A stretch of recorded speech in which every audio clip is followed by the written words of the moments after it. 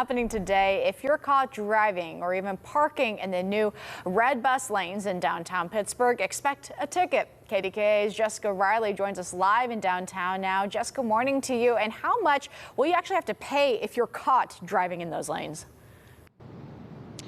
Good morning, Megan. Yeah, if you're driving in the red lane, you're going to be ticketed, and that's going to be $25, but it actually could be a lot more with the associated fees that actually come with that. Let's go ahead and show you the red lane here. I know it's been for about a month. They have been painted, and people have been getting warnings about driving as there's a lot of one-ways here in downtown now. But you're going to want to make sure starting today that you're not going in there or you're going to be ticketed. Just what we need. But there's a lot of signs up and stuff for people to get used to this, but I will say if you're driving on Grant, even turning down, it can get a little bit confusing. So just put this on your radar and know that you are not allowed to drive in that lane, because starting today, those drivers will be ticketed.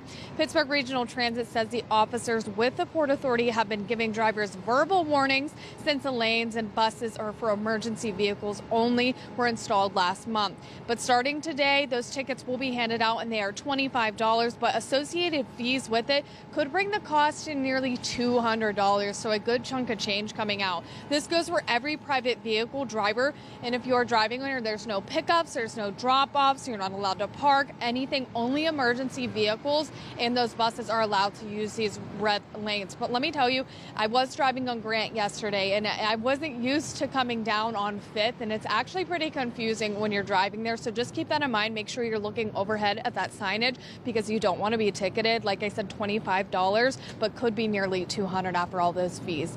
In downtown, Jessica Riley, back to you, Megan.